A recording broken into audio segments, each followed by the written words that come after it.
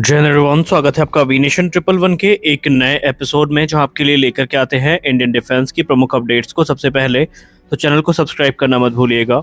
आज के अपनी अपडेट की शुरुआत करेंगे चाइना को लेकर के आई एक बड़ी अपडेट से। जैसा कि हम सब जानते हैं कि चाइना अपनी विस्तारवादी नीति को लेकर के काफ़ी ज़्यादा बदनाम है और भारत के साथ उसके संबंध जो है वो भी लगातार तनावपूर्ण बने रहते हैं। लेकिन हाल ही में मई 2024 में कुछ सैटेलाइट इमेजेस सामने आती हैं, जहां पर यह पता चलता है कि चाइना ने तकरीबन 7 की संख्या में जो J-20 फाइटर एयरक्राफ्ट है उनको शिगार से एयरबेस पे डिप्लॉय करके रखा है, जो कि तिब्बत में है। और सबसे बड़ी बात यह है कि ये जो एयरबेस है ये 12,408 फीट की ऊंचाई पर है और यहाँ पर ये चीज़ साबित हो जाती है कि J-20 की जो हाई एल्टीट्यूड फाइट कैपेबिलिटी है ये काफ़ी इंप्रेसिव है।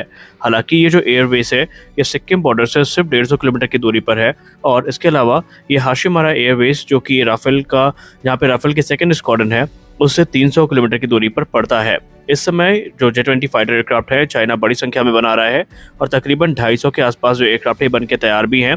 वहीं भारत की बात करें तो इनको काउंटर करने के लिए भारत के पास जो है राफेल F-3R स्टैंडर्ड है। इसके अलावा सुखोई 30 MKI एयरक्राफ्ट जो है ये भारतीय वायुसेना के द्वारा ऑपरेशनल है।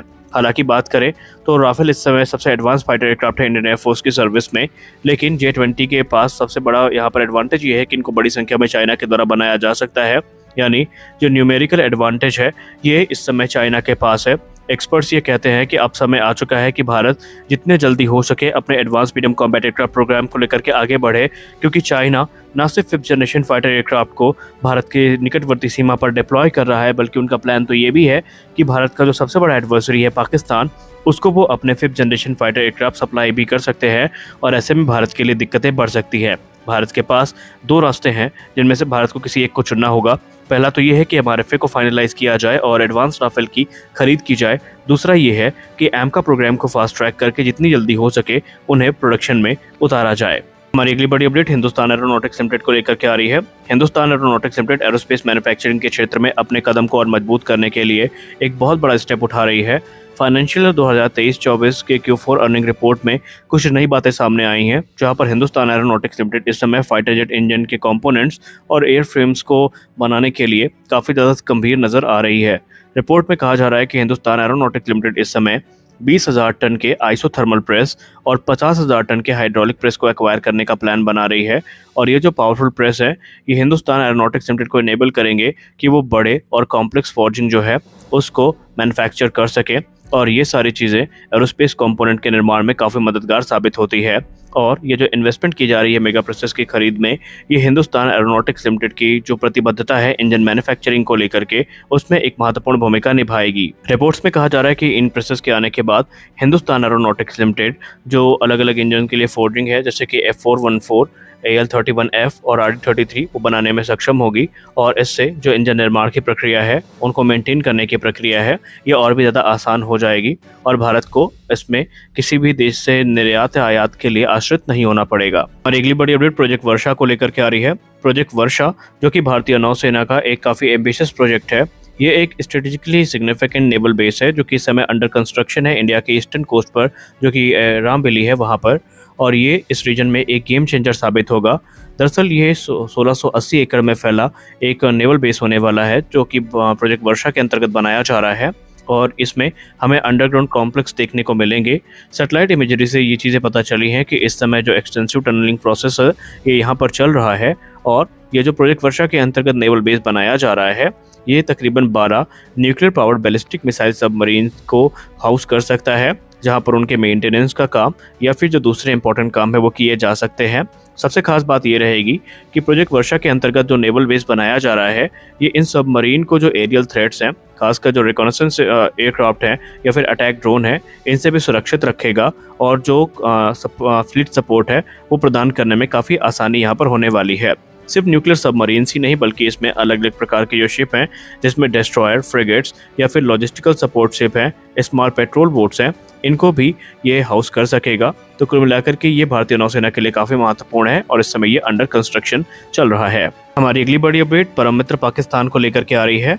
भारतीय नौसेना के अपग्रेडेशन प्रोग्राम को देखते हुए पाकिस्तान ने भी अपनी नौसेना की ताकत को बढ़ाने का फैसला किया है और इसी क्रम में पाकिस्तानी नौसेना के लिए जो एडिशनल हैंगोर क्लास की सबमरीन है, इनको खरीदे जाने की बात की जा रही है।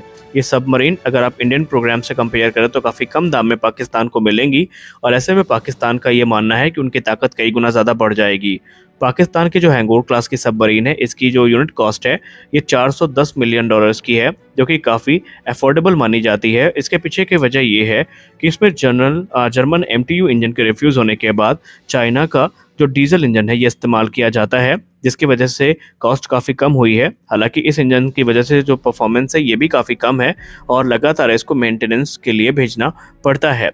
पाकिस्तान का प्लान ये है कि वह एडिशनल 8 हैंगोर क्लास की सबमरीन को एक्वायर करेगा और ऐसे उनकी जो सबमरीन की फ्लीट है ये 12 तक पहुंच जाएगी। ये मूव उस समय आया है जब पाकिस्तान फ्रेंच के अगोस्टा 17 जो सबमरीन है या 70 सबमरीन है, इनके स्पेयर पार्ट्स को प्राप्त करने में असफल रहा है, या यूँ कह लें मैन्युफैक्चरर से जो सपोर्ट है वो उनको मिलना बंद हो गया है, जिसकी वजह से इस समय वो हैंगोर क्लास की सबमरीन को खरीदने के लिए बाध्य हैं। लेकिन फिर भी आपको बताते चलें, अगर आप इसको भारत के प्रोजेक्ट 75I से कंपेयर करें तो उसमें जो पर यूनिट सबमरीन की कॉस्ट होगी वो $1 बिलियन तक होगी, जो कि पाकिस्तान के हैंगोर क्लास के सबमरीन से कहीं ज़्यादा है। तो यहाँ पर भारत अपने प्रोग्राम को लेकर के आगे बढ़ रहा है और पाकिस्तान अपने प्रोग्राम को लेकर के। हमारी अगली बड़ी update Vijay Raghavan panel report को लेकर के है। दरअसल 9 सदस्यों के विजय राघवन पैनल रिपोर्ट ने प्राइम मिनिस्टर ऑफिस को ये रिकमेंड किया है कि वो DRDO के ऊपर सख्त जो कदम है वो उठाएं और ऐसे स्ट्रिक्ट मेजर बनाएं कि जो डिले की समस्या है ये ख़त्म की जा सके। दरअसल विजय राघवन पैनल रिपोर्ट में ये कहा गया है कि DRDO के जो प्रोग्राम डिले होते हैं इसमें 60% जो जिम्मेदारी होती है वो इंटरनल इनएफिशिएंसीज की होती है ऑर्गेनाइजेशन के अंतर्गत, और 18% जो डिले देखने को मिलती है ये आर्म फोर्सेस के द्वारा एन मौके पर जो रिक्वायरमेंट चेंज की जाती है इनके वजह से होती है। दरअसल आपको बताते चलें कि हाल ही में कुछ प्रोजेक्ट डिले हुए हैं, जिसके बाद से ये चीज़ें सामने आना शुरू हुई हैं। आपको बताते चलें कि इस समय defence research and development organisation कई इंपॉर्टेंट प्रोजेक्ट पर काम कर रही है जो कि भारत के लिए काफ़ी महत्वपूर्ण है। और विजय राघवन रिपोर्ट में ये कहा गया है कि होना ये चाहिए कि DRDO और मिलिट्री के बीच में जो क्लियर कम्युनिकेशन और कोलैबोरेशन है ये फॉर्म होना चाहिए, जिसकी वजह से डिले की जो संभावनाएं हैं उनको ख़त्म किया जा सके। और अगली बड़ी अपडेट F-35 लाइटनिंग II और हमारे राफेल एयरक्राफ्ट को लेकर के आ रही है। जैसा कि हम सब जानते हैं कि राफेल एयरक्राफ्ट अमेरिका में एक युद्ध अभ्यास में शिरकत करने पहुंच चुके हैं। रिपोर्ट्स में ये बताया जा रहा है कि इस युद्ध अभ्यास के दौरान राफेल और F-35 लाइटनिंग II की एक डॉग फाइट का आयोजन किया जा सकता है, जहां पर F-35 J-20 को सिमुलेट करेगा या उसको कह सकते हैं उसकी नकल करेगा। और इस समय इंडियन एयरफोर्स के जो पायलट हैं वो उनके साथ युद्ध अभ्यास में कैसे स्ट्रेटजीज बनानी है, कैसे 5th जनरेशन फाइटर क्राफ्ट से लड़ाई करनी है, इसको अपनी प्रैक्टिस का हिस्सा बनाएंगे। और कह लें इस युद्ध अभ्यास में और भी कई इंपॉर्टेंट चीज़ें हैं वो हमें देखने को मिलने वाली है। अपनी अगली अपडेट बात करने वाले हैं हम flying wedge defence and aerospace को लेकर के आई एक अपडेट के बारे में।